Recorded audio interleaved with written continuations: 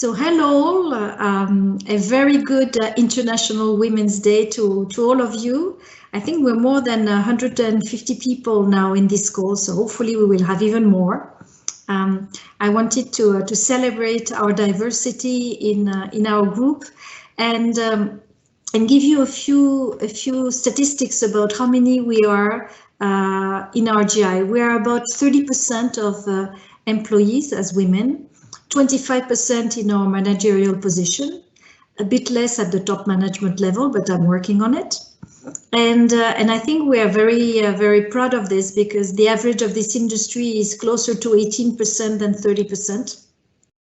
And because we have some talented women, and you will meet some of them today, in all positions, operational positions, client positions, functional and control positions, and this is great. We will also have a number of women who are going to be testifying about, their experience across this week. So it won't be just a one-day event. And I hope that you react, you ask questions, you give your point of view, because this is supposed to be very informal and a way of exchanging together to define, what are the key topics you want to work about and how we can have more diversity in this company. So this year, I was thinking of using a tool that has been developed by the Circle of Leading Women in France and by NB Lemercier, which is a headhunter. So why this tool? Because I created in France 7 years ago a group of women, operational women, to help them reach the executive committees of the largest companies in France. Since over the 7 years, 45% of them have been making it to the executive committee level. So I'm super happy. And what the association did last year was to ask those women what were, in a way, the cards that they played in order to reach the top. And so we called a sociologist to do those interviews. And this sociologist was very creative. And instead of writing a report or a book, the sociologist put those results in the shapes of cards, just like tarot cards. Behind each card, you have the explanation of, what the card is about. So here we asked a number of our talented women to, look at those cards and decide what were the cards that either was a challenge for them or was something that they are really using in order to develop and grow within the company, or that they think is really a positive or a negative card for them. Sorry, so my card is the summit, as you see it. I chose this card because it's a card that not so many people, and in particular women, admit to aim for. Usually they say once they're there, usually it was by chance, I had a lot of luck.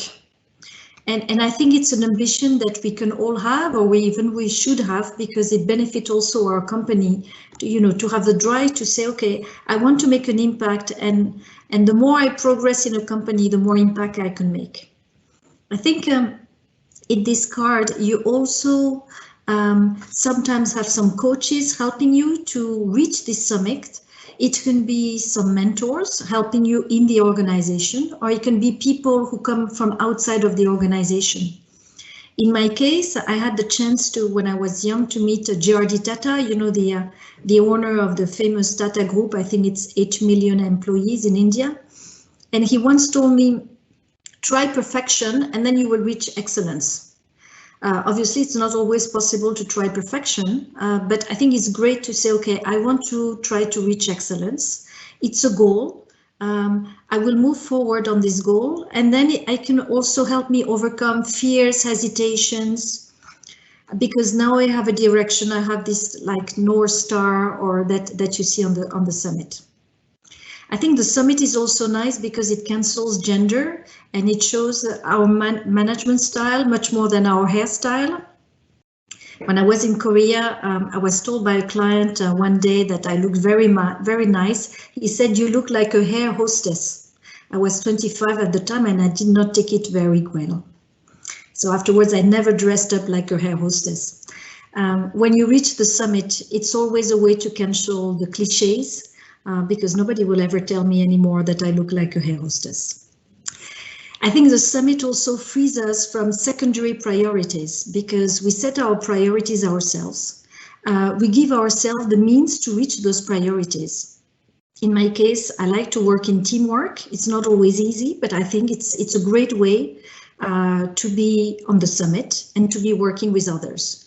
And the more you rise, the more you prioritize, the more you delegate, the more you collectively achieve, and the more, in my case, I work in teamwork. I think the summit doesn't cheat, because then it shows the real impact of your decisions. If you are able to onboard all talents of a company, if you are able to create bridges between nationalities, if you are able to overcome competition, to go faster to the market in terms of products, you are the ones launching the initiatives. So if you fail, a large part of the cause is you, basically. And at RGI, we're at this crossroad, and I think it's very important, to be able to work in team, so that myself on the summit is not alone, but we're all working together. I think also the summit is fun, and you should aim for it. So I think this is a great card, and I wish you all to reach the new summit this year. Cécile, hi. It's very interesting what you said. Probably my one of the questions I have for you is, what do you think, since this is International Women's Day, so my first question would be, what do you think is the main challenge now for women in order to reach their summit in general, in the workspace? What is the main challenge in your opinion? I would say two. I think the family is still a big issue, is the choice, and in my case, I did not choose. I have 3 children, I'm married, and I'm still, here. But I decided to have help. So I asked my mother to help me, I asked my friends to help me. Basically, everybody was asked for support. And it's not the case for everyone. So I think it's also important to say, who can help you? Who can support you? You're not always doing the work for the others. And the second one is what is preventing a lot of women is what I call the Cinderella syndrome. It's, I do everything well.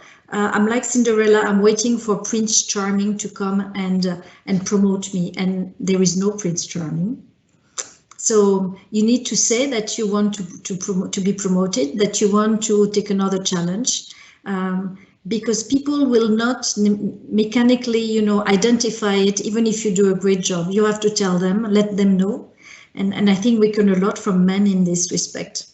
A colleague of mine was saying, when I promote a man, he always says, it's normal, and how much more do you pay me?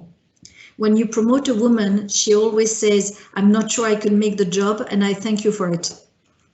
So maybe we should be a bit more like men. So, Cécile, the question basically is, how do you find a challenging peak when you have already reached the very high peak like Everest? So how do you choose the next one? That's a super question. I think you have a number of peaks even within RGI. So for instance, you have the first peak, which is, okay, what is the strategy we want to have? Then the second peak, which is how do we adapt the culture to be more modern, more, I would say, closer to the people, more teamwork. And then you have another challenge, which is how do I make sure we shift to the SaaS and we become more international while keeping our local roots, which is not an easy one. Huh? And then you have another challenge, which is how do I make sure that X client is happy when this client wants to negotiate and reduce our prices by 20%. So I think every time it's a new challenge, and that's the fun part of it. I think also you decide what your own summit is. Whether you want to be in a large group or whether you want to be in a smaller group, whether you want to create your own company. So basically your summit also depends on your experience and on your career. And probably you will have different summits one after the other. It's just like in the mountains, you know, you go up and then you go down again and then you go up again. And that's why I tell my husband who likes hiking, it's awful because you never reach to the real summit, but we'll make it.